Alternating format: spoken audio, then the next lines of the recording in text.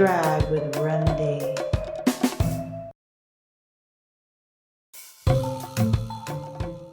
Ballyhoo and welcome. The Passion Project continues. My name is Remedy Robinson.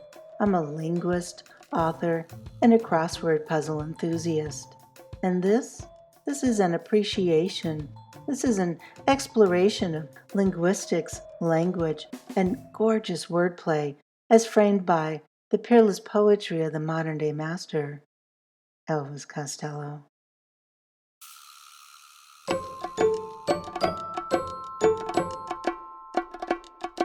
Today's slow drag is with Tart, from When I Was Cruel, released in 2002.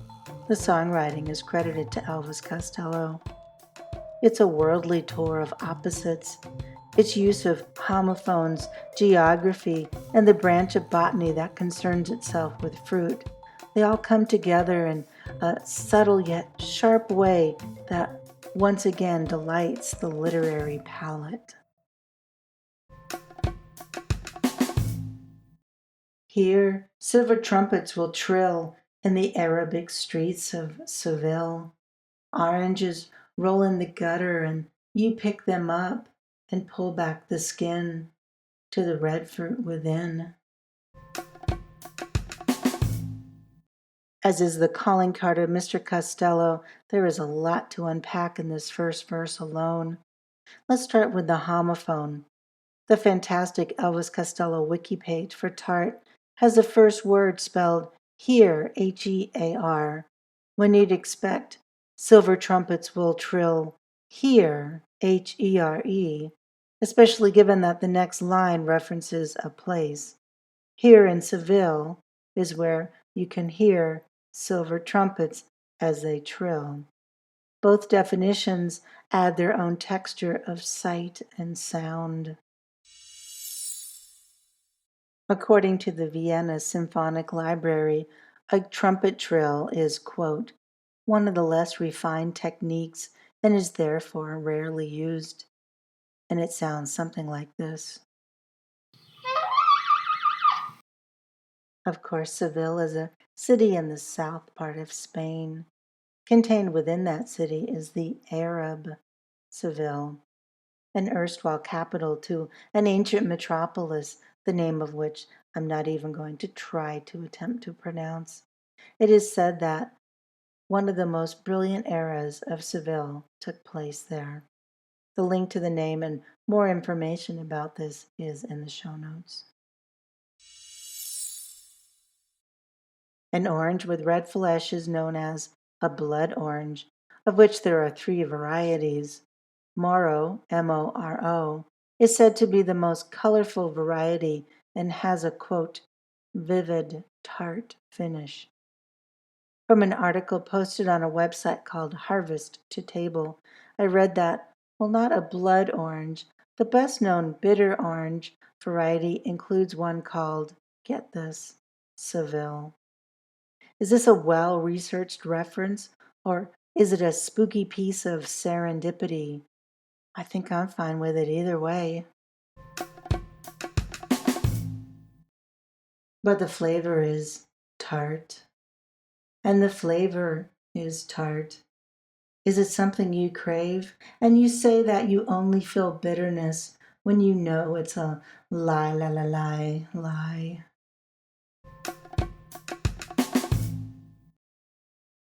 Like an eloquent dying star, this piece creates a supernova that goes on to generate new stars of its own. Wild with the blackberry bush, there were blossoms of cherries to crush. There, at the edge of the ashfield, tempting fingertips, you stain your hands. Press too hard, they'll color your lips. The simple yet brilliant syntax shift found in both of the first 2 lines of this verse creates a wholly different feel. Wild with, rather than simple a wild blackberry bush, sometimes called a bramble, shifts the meaning to the ashfield's edge of yet another meaning. Likewise, a blossom of cherries conjures both a tree of cherries and a cherry blossom tree. The former produces clusters of fruit, the latter does not. The stained hands, the bright lips, so messy, so seductive. One point of difference in this verse is the word asphalt as it is written in the lyric sheet. Yet I hear ashfield, which means an open field with ash trees. An ash tree is in the olive and lilac family of trees and are said to be the foodstuff of North American frogs. But the flavor is tart, and the flavor is tart. Is it something you crave? 'Cause you say that you only feel bitterness. Would it kill you to show us a little sweetness?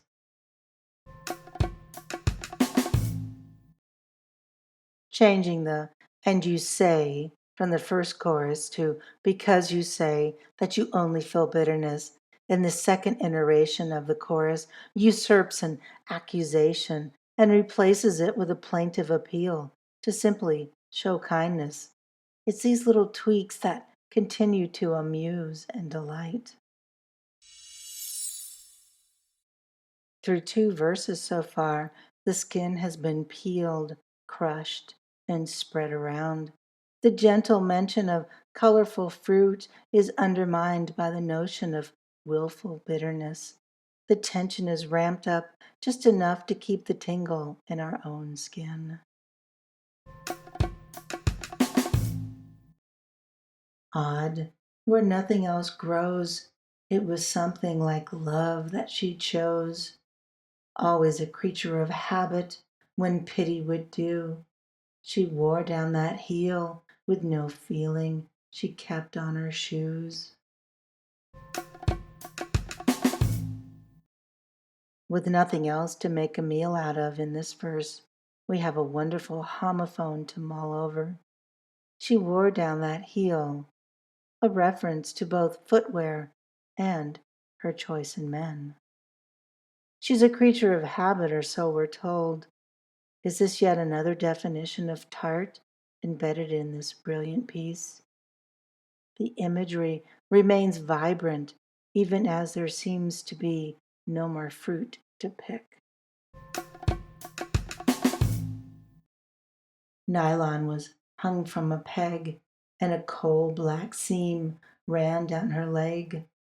Fishermen looked for their nets and send their regrets. The bug lay there broken. She spoke. Is this some kind of joke? The type of black that is mentioned is kohl, Kohl, a black powder used in cosmetics, an old German word meaning cabbage, rather than kohl, Coal, that ran down her leg. Literally, then, we've moved from fruit to vegetable and quickly on to nothing. The fishermen send their regrets for that. There are so many interpretations available in this one statement, most notably influenced by the word tart. And the bug? Well, we did once hear that doomsday should hurry, as the bugs were taking over. Yes, this might be some kind of joke. The mind goes into so many happy different directions with this verse, and the rhyme scheme peg, leg, nets, regrets, broken, spoke, joke. It sends off these verses with a lovely flourish. Tart, and the flavor is tart. Dig it! Again, this has been a slow drag with Tart from 2002's When I Was Cruel. How much difference do you think there is between the taste of bitter and the taste of tart? One is acrid, while the other one is sour. yet both paint a fantastic picture that is woven through a piece that starts with beautiful Spanish streets and then ends with, well, a less than seductive night, perhaps. Tart uses a little more than 200 words to travel around the world of sight, sound, and of course, taste. Very, very good taste. So much depth, so much precision.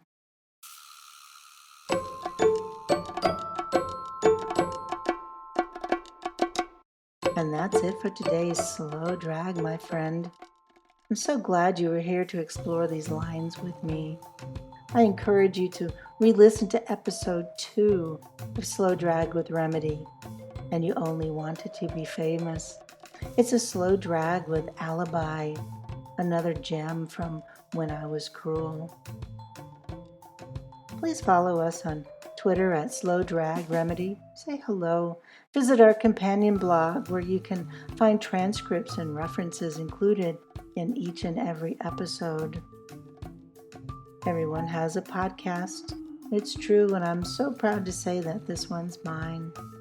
Thank you for listening, and thank you for getting the word out about this little passion project. It means the world. So, until next time, adieu, my little ballyhoo. Slow drag with Remedy.